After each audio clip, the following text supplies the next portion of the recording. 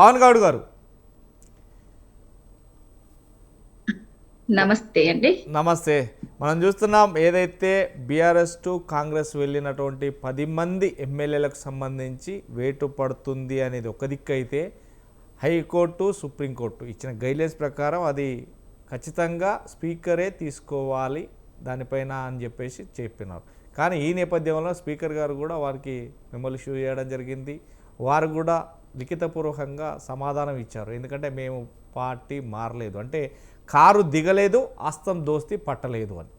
అంటే car దిగకుంటే car ఖాళీ అయినట్ట కాదు, అస్థి దోస్తాన్ చేయకుంటే ఇక్కడ మధ్య అంటే బలం పెరిగిందంటే లేదు అంటున్నారు.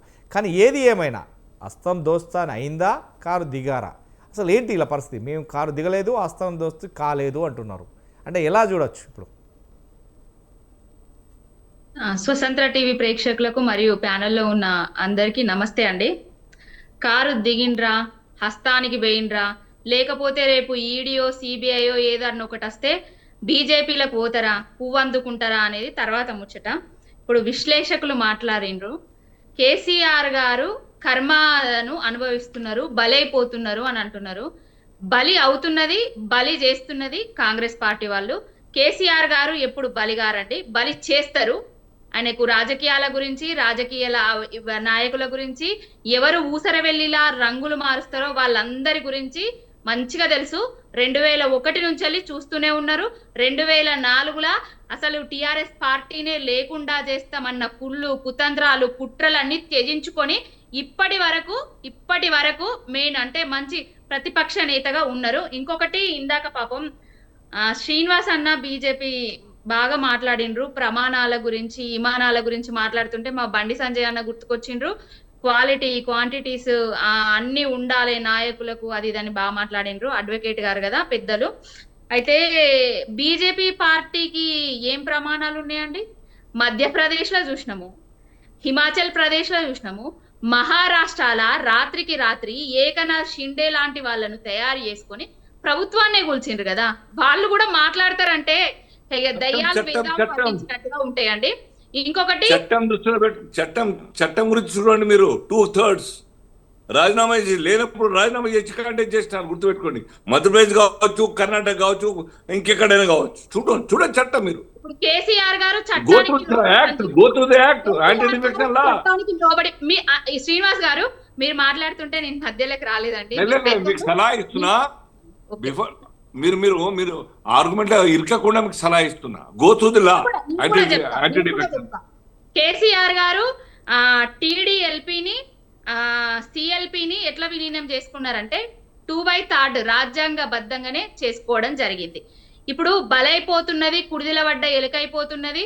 రేపు నియోజకవర్గాలలో తిరగలేని పరిస్థితి తెచ్చుకున్నది ఈ ఫిరాయించిన 10 మంది ఎమ్మెల్యేలు. గడ్డం ప్రసాద్ గారి గురించి బాగా మాట్లాడుతున్నారు కదా. ప్రసాద్ గారికి తెలియదా అండి కండువాలు అవి జాతీయ కండువాలా, లేకపోతే కాంగ్రెస్ పార్టీ కండువాలా, లేకపోతే వాళ్ళందరూ ఇన్ని రోజులు ఏ విధంగా మాట్లాడినరో మన దానం నాగేందర్ గారి గురించి తెలియదా, కడియం శ్రీహరి గారి గురించి తెలియదా, ఆ పార్టీ మారిన ఎమ్మెల్యేల అందరి గురించి తెలియదా? మొన్నటికి మొన్న ఒక దగ్గర పాదయాత్ర చేస్తే ఆ సంజయ్ ఏదైతే జగిత్యాల ఎమ్మెల్యే ఉన్నాడో ఆ జగిత్యాల ఎమ్మెల్యే కూడా పాదయాత్రలో పాల్గొన్నాడు. కాంగ్రెస్ పార్టీలో పార్టీ మారిండ్రని పాల్గొన్నారా, లేకపోతే బీఆర్ఎస్ పార్టీలో ఉండే కాంగ్రెస్ పార్టీల పాదయాత్రలో పాల్గొన్నారా? ఏం మాట్లాడుతున్నారు అసలు? కేసీఆర్ గారికి దీనికి సంబంధం ఏంది? మా పార్టీ దాంట్లోటి గెలిచిండ్రు, మా పార్టీ క్యాండిడేట్స్, మా పార్టీ బీ ఫార్మా ఇవ్వడం వల్లనే, మా పార్టీ అనడం వల్లనే, బీఆర్ఎస్ పార్టీలో ఉండడం వల్లనే వాళ్లకు ఓట్లేసి ప్రజలు గెలిపించుకున్నారు. గెలిపించిన తర్వాత ఊసర వెల్లిలాగా రేపు కొడుకుల కోసం, ఆస్తుల కోసం, రేపు పదవుల కోసం పార్టీలు మారి, అసలు పదవి ఉండంగానే ఒక బిడ్డకి ఎంపీ టికెట్ ఇప్పించుకుంటాడు, బాజాప్తుగా బీఆర్ఎస్ పార్టీలో ఉంటూ ఎంపీ బిడ్డను కాంగ్రెస్ పార్టీలో గెలిపియాలని ప్రచారం చేస్తారు. ఇంకొక ఆయననేమో దానా నాగేందర్ గారు అసలు ఆయన ఈ పార్టీలో గెలిచి ఇంకొక పార్టీ బీ ఫార్మ్ తీసుకొని అక్కడ నుంచి పోటీ చేస్తారు.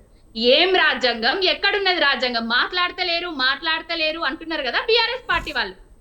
మాట్లాడేటట్టు చేసింది బీఆర్ఎస్ పార్టీ వాళ్ళు. ఇప్పుడు ఏదైతే పార్టీ మారి ఉన్నారో ఆ ఎమ్మెల్యేలను కుడిదిల పడ్డ ఎలుకల చేసింది బీఆర్ఎస్ పార్టీ వాళ్ళు. కోర్టుకెళ్ళింది బీఆర్ఎస్ పార్టీ వాళ్ళు. వాళ్లకు బుద్ధొచ్చేటట్టు చేస్తుంది బీఆర్ఎస్ పార్టీ వాళ్ళు. ఇగో రేవంత్ రెడ్డి గారు ఏం చెప్పిండ్రండి, ఆ గోడ మీద కాకి ఈ గోడ మీద వాళ్ళ కూడా తుపాకీ పెట్టి కాల్చేస్తా అని చెప్పిండ్రు. రాళ్ళు పట్టుకొని నియోజకవర్గాలలో తిరిగితే పార్టీలు మారితే చెట్లకు గట్టేసి రాళ్ళు పట్టుకొని దంచుర్రి అని చెప్పిండ్రు.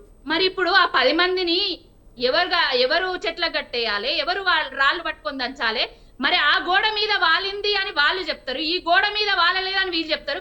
ఏ గోడ మీద లేకుంటే ఆ 10 మంది ఎమ్మెల్యేలను రేపు తెలంగాణ భవన్ కి వచ్చి యూరియా కష్టాల మీద, రైతుల మీద, ప్లస్ గ్రూప్ 1 విద్యార్థులు పడుతున్న కష్టాల మీద, తెలంగాణ సమాజం పడుతున్న కష్టాల మీద బీఆర్ఎస్ పార్టీ యుద్ధం చేస్తుంది.